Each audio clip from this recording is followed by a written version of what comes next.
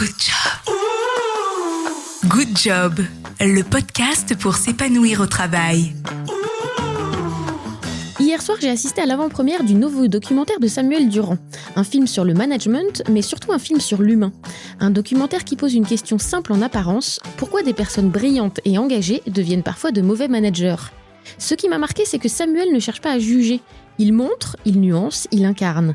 À travers les éclairages d'experts, mais aussi des témoignages de salariés, de managers et de dirigeants, une réalité se dessine. Manager aujourd'hui, c'est probablement l'un des rôles les plus complexes du monde du travail. Et derrière cette complexité, il y a des équilibres fragiles, des responsabilités énormes et parfois des points de bascule. Alors aujourd'hui, on va essayer de comprendre avec lui ce qui peut tout changer pour les managers comme pour leurs équipes. Bonjour Samuel. Bonjour Fabienne. Comment vas-tu ? Eh ben, en pleine forme, plein d'émotions, parce qu'on a fait la projection juste hier. Et donc, ravi et heureux de voir l'aboutissement de ton travail d'un an ? Ouais, et il y avait une forme de soulagement, tu vois, avant de le sortir, j'étais stressé. Alors que c'est la 6e année et tu te dis, bah, c'est vraiment une routine. Et des projections, j'en fais des tonnes tout le temps. Et je ressens pas ces émotions, mais je te dis, j'avais le ventre tordu avant la projection. Et dès que j'ai vu le générique de fin, j'étais soulagé direct. Et puis après, hyper content, surtout de tirer tous les fils des conversations qui naissent après le documentaire. C'est ça qui m'intéresse le plus désormais. Pourquoi as-tu choisi de t'attaquer au sujet du management après avoir abordé l'IA ou encore les compétences ? Parce que depuis 6 ans, on explore justement plein d'angles du futur du travail. On n'avait jamais fait vraiment le management en tant que tel. Mais par contre, c'est un sujet qui revenait systématiquement dans nos conversations. Et donc, je me disais qu'à un moment donné, il fallait le faire. Et ce qui m'a décidé à le faire, c'était la lecture du rapport de l'IGAS au printemps dernier, qui soulignait la médiocrité du management en France comparé à nos voisins en Europe, alors qu'on avait pas mal d'outils quand même normalement pour être plutôt bon sur le sujet, qu'on devrait être bien outillé, mais qu'en fait, on est très mauvais. Il souligne à quel point c'est trop hiérarchique, trop descendant, la mauvaise formation des managers aussi, des mauvais travers. Et donc, je me suis dit que c'était bon, il y avait un problème, un point de départ qui est intéressant, mais qu'il y avait aussi plein de solutions qui existaient. Et donc, on en a fait un film. On a été toujours voir à l'international, mais aussi en filmant un peu plus en France pour montrer qu'en France, il y a aussi des bonnes pratiques. Si tu devais résumer ton documentaire en 3 mots, lesquels ce seraient et pourquoi cela ? Prise de conscience, tu me l'accordes parce que c'est une expression, parce que je pense que c'est un film qui va toucher les gens, qui vont naturellement se reconnaître. Ça touche tout le monde en fait, parce qu'on a tous soit été manager, soit été managé, a priori. Et donc, on va se reconnaître à un moment donné. Donc ça, à mon avis, c'est le premier. Émotion, parce que c'est le premier de tous les documentaires qui a de l'émotion. On a des personnes qui nous parlent avec le cœur. Alors, il y en a quelques-uns qui en avaient déjà un petit peu, mais là, vraiment, je pense qu'il y a un fil rouge émotionnel tout au long du film. Ils s'ouvrent tous, ils nous parlent avec le cœur tout au long de ce documentaire. Et je pense que c'est un des aspects qui fera le succès de ce film-là. Et puis, je dirais encore une fois, soit enthousiasmant, soit optimisme, tu vois, mais enthousiasmant parce que il y a ce fil rouge sur lequel je me bats depuis le début des documentaires pour dire, évidemment, il y a plein de trucs qui vont pas, mais on va tourner les caméras vers ce qui fonctionne. Et il y a un parti pris qui est résolument optimiste. C'est Laetitia Vito qui me disait il y a pas longtemps que c'était un choix résolument optimiste et pas naïf. C'est différent, c'est pas la même chose.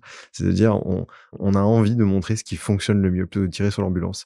Et ça, je trouve ça génial parce qu'on a vu des pratiques qui sont hyper enthousiasmantes, qui sont pas faciles.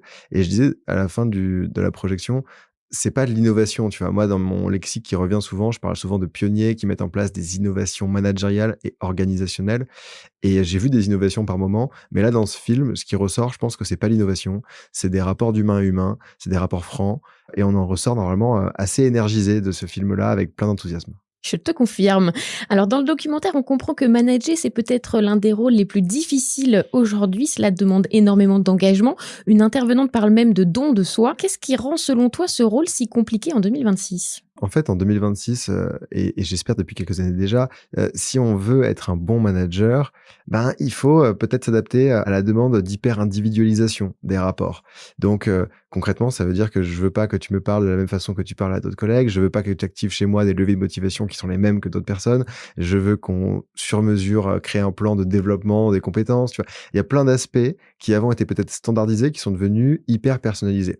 Et ce qui peut faire dire à certains managers, assez relou, c'est devenu hyper complexe. ce qui peut faire dire d'autres, c'est devenu hyper intéressant et génial. Et donc ça, je pense que c'est ce qui a peut-être rendu le métier plus complexe, en tout cas peut-être plus difficile dans les attendus. Ce qui l'a rendu complexe aussi, c'est qu'il y a eu plein de crises qui sont venues bouleverser les organisations, mais celle qui, à mon avis, a le plus touché la relation managériale, c'est celle du Covid, qui a pu distendre les liens par moment, et surtout qui a pu flouter les contours de l'action managériale. Et on a demandé aux managers de transformer plein d'aspects de l'organisation, mais on ne s'est pas forcément intéressé à cette population-là pour les outiller et pour cadrer leur action.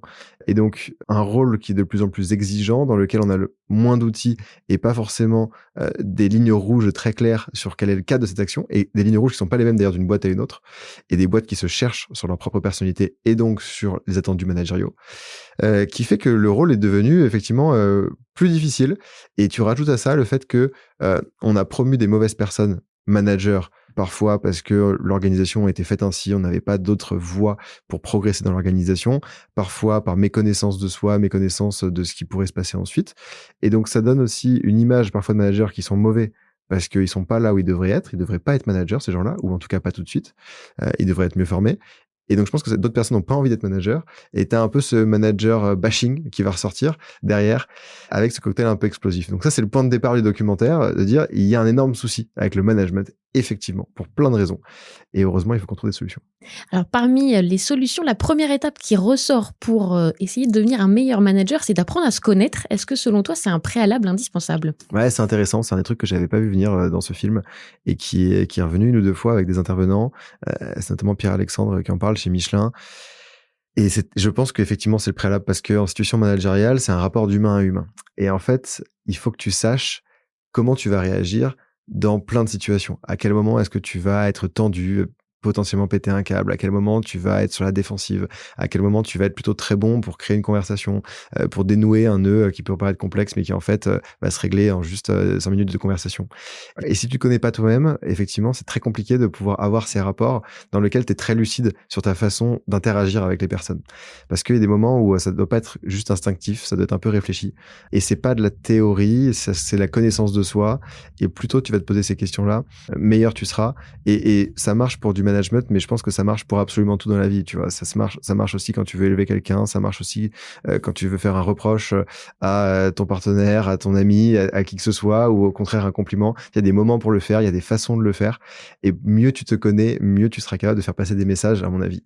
Et en fait, le management, c'est ça. Ton documentaire montre aussi que le management n'est ni inné, ni une science exacte. Alors Emmanuel Duès parle d'un art délicat, quelque chose qui ne s'apprend pas seulement dans les livres, mais aussi sur le terrain, avec son équipe. Est-ce que tu dirais que c'est un art délicat, mais aussi un art vivant ?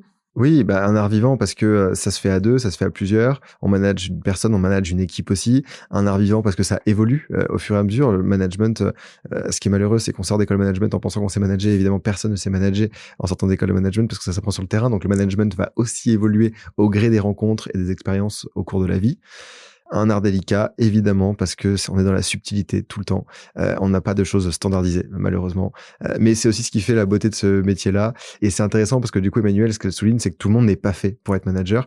Et que du coup, si on considère que c'est un art délicat et vivant, c'est aussi un job full-time, comme elle le dit dans le film. Exactement. Et ça, malheureusement, c'est loin d'être le cas. On est souvent dans l'opérationnel avec en plus la casquette de manager. Ouais, exactement, en fait, parce que t'es promu manager en plus de ton rôle. Et puis, parfois, on surcharge aussi manager de trop de personnes, donc on n'a pas l'attention qui peut être portée au bon nombre de personnes. Et ça, c'est un des soucis, et c'est un truc qui est le plus facilement réglable, potentiellement aussi. Il y a un mot qui revient beaucoup au cours du documentaire, c'est l'humilité. Est-ce que, selon toi, c'est essentiel aujourd'hui pour les managers d'être humbles ? Oui, pour chacun, d'ailleurs, pas que pour les managers, mais effectivement, comme c'est un art qui s'apprend tout le temps, qui, à mon avis, ne peut s'améliorer aussi qu'en ayant des boucles de feedback, des groupes de pairs avec lesquels tu peux échanger plus qu'avec des masterclass ou avec des cours. En réalité, tu peux pas apprendre grand-chose sur le papier. Une fois que tu as appris la théorie, peut-être 5 ou 10%, derrière, c'est du terrain. Il y a que l'humilité qui est le moteur de la progression. D'ailleurs, il y a cette phrase de Jean-Christophe Guérin dans le film, plutôt vers la fin, je crois, qui dit que le moteur du progrès, c'est l'humilité. Lui, il en parle plutôt à l'échelle d'une organisation. Mais je pense qu'en fait, ça marche aussi à l'échelle individuelle. En fait, le moteur du progrès, c'est l'humilité. Qu'est-ce qui fait, au-delà de l'humilité, un bon manager, selon toi ? Alors, je pense que c'est la curiosité d'aller sur le terrain, de s'intéresser au métier de la personne en premier lieu, de s'intéresser à la personne en tant que telle, au-delà de sa fiche de poste, au-delà de ce pourquoi elle a signé sur ce job-là, mais d'avoir véritablement cette appétence pour aller creuser l'humain. On l'a dit avant, mais la curiosité de se connaître soi-même. Et puis demain, dans un monde dans lequel on managera des humains et des IA, la curiosité d'aller aussi se comprendre comment le job de manager va évoluer, comment est-ce qu'on va intégrer aussi le management d'agents, mais qui sera plus de la gestion de projet en réalité. Mais tout ça va s'interfacer différemment. Et cette curiosité qui est, si elle est bien incarnée, normalement, on va faire des petits parce que les personnes autour de soi vont elles-mêmes développer leur propre curiosité. Et je pense que c'est la qualité, la compétence qu'il faut développer, en tout cas dans les années à venir. Dans les témoignages, on voit à quel point un manager peut avoir un impact énorme. Il peut faire grandir ou au contraire abîmer, donner envie d'aller travailler avec le sourire ou au contraire créer de la souffrance. Est-ce que c'était important pour toi de montrer ces deux réalités ? Ouais, complètement. Quand on a fait ce film, on s'est dit on veut des paroles de manager, mais on veut des paroles de managers qui ont vécu le meilleur et le pire. Jean-Michel Frixon, avec son témoignage incarné, qui était ouvrier chez Michelin pendant plus de 40 ans, qui a vécu tout ça, l'incarne parfaitement à l'écran, et d'autres personnes aussi. Et évidemment, c'était important de montrer que tout n'est pas rose, et de montrer, du coup, bon, évidemment, le lien sur le bien-être, et de montrer l'impact en performance aussi. Il est dit dans le film, à un moment donné, que dans une situation où tout est égal par ailleurs, les conditions sont les mêmes, un changement de manager va provoquer au sein d'une équipe, pas pour une personne uniquement, mais au sein d'une équipe, un gap de productivité de 20 à 30%. C'est énorme. Et du coup, ça fait écho à ce que nous dit Emmanuel dans le doc aussi, qui nous dit, c'est pas un sujet de bien-être, c'est pas un sujet juste de RH, c'est un sujet de performance en réalité. Est-ce que c'est aujourd'hui, selon toi, un enjeu stratégique pour les entreprises de soutenir, de prendre soin et d'accompagner justement leurs managers ? Justement, déjà parce que c'est un sujet de performance, dans une époque où on cherche du ROI et on commence à regarder un petit peu où sont les sous, c'est un enjeu de performance. C'est un enjeu, en fait, on l'a déjà dit 2000 fois, mais c'est toujours important de le répéter. Les ressources humaines sont les ressources les plus précieuses au sein de l'organisation. Donc, effectivement, si tu t'en occupes pas avec un bon management, ça ne fonctionne pas. Et donc, oui, évidemment, c'est essentiel parce que c'est les oubliés parfois des plans de transformation et c'est pourtant le ciment de l'entreprise. Et il y a aussi une idée de co-responsabilité. Il faut que l'impulsion, elle vienne aussi d'en haut. On le voit avec l'exemple de Clinitex. Sans l'impulsion de la direction, on peut pas changer le type de management et on peut pas impulser, par exemple, le management par la confiance. Alors absolument, il faut que ça vienne d'en haut, il faut que ce soit incarné par des rôles modèles. Les rôles modèles ne suffisent pas, parfois il faut aussi un système qui permette de mettre en œuvre ces ambitions managériales-là. Et puis quand tu parles de co-responsabilité, je pense évidemment aux top leaders, aux directions, mais je pense aussi au rôle des personnes qui sont managées. Tu vois, ce qui est dit dans le film à un moment donné, c'est de dire, dès lors que le manager a posé le cadre dans lequel chacun doit se sentir à l'aise pour prendre la parole et pour dire quand le manager fait une boulette, quand on va dans une mauvaise direction, il a la responsabilité de le dire, le collaborateur. Et c'est sa faute s'il ne le fait pas, il peut pas se dédouaner de cette responsabilité-là. Et je pense que c'est aussi ça le cadre de co-responsabilité, une forme de manager son manager dans cette formule-là. Ça allège aussi un petit peu les managers parce qu'on a l'impression qu'on leur met beaucoup sur les épaules, beaucoup de pression. Et c'est important de rappeler en effet que tout ça est partagé. Absolument, c'est partagé avec une équipe. On ne manage pas une personne, on manage une équipe. Et si on a un bon manager, on est capable de créer les conditions d'émergence, d'esprit d'initiative, de décision par consensus et de personnes qui vont elles-mêmes se sentir investies d'une mission et faire preuve d'autonomie à des moments qui vont être clés pour l'organisation. Est-ce que lors de ton enquête, on t'a parlé ou pas de la solitude des managers ? C'est intéressant. Non, on n'a pas abordé le sujet. Peut-être parce que moi, je l'ai pas orienté là-dessus aussi. Mais c'est un sujet qui m'intéresse beaucoup. Et je sais pas si tu étais au courant, mais je travaille aussi sur un documentaire sur la solitude. Non, je n'étais pas au courant. Voilà. Donc, en fait, je pense que je l'ai peut-être occulté involontairement parce que je comptais le traiter à côté. Mais tu as raison, c'est un excellent sujet. C'est celui de la solitude en général, mais la solitude du manager, du dirigeant face à des décisions. Le manager qui est un peu pris en étau entre des informations qui viennent d'au-dessus et des informations qui viennent d'en dessous. Il n'a pas toujours envie de tout partager et il a parfois la raison de ne pas tout partager. Et effectivement, tu peux te sentir un peu seul dans ce contexte-là. Alors, on aime bien tous les deux passer de la théorie à la pratique. Si tu devais partager 2 ou 3 conseils, bonnes pratiques très concrètes que tu as pu grappiller lors de ce documentaire, ce seraient lesquels pour les managers peut-être à mettre en place très facilement ? Et dès demain, un truc tout simple, on l'a dit hier, c'est de se dire, je vais en réunion avec une intention qui est toute nouvelle, qui n'est pas j'y vais pour imposer mes idées, mais j'y vais pour échanger, pour discuter. Et on verra ce qui ressort de cette réunion, mais l'intention change absolument tout. Et donc ça, c'est Dounia dans le documentaire qui en parle. Et je trouve que c'est effectivement un bon point de départ. Si on veut aller un cran plus loin, c'est de se dire quelles sont les réunions sur lesquelles je vais changer mon mode de décision et je vais passer sur un mode de décision par consensus. Et ça, peut-être, ça peut être une pratique où on commence à distribuer le pouvoir, à distribuer la responsabilité. Et je trouve que c'est un truc qui peut se mettre en place assez facilement. Aller sur le terrain, Là, tout de suite, arrêtez tout.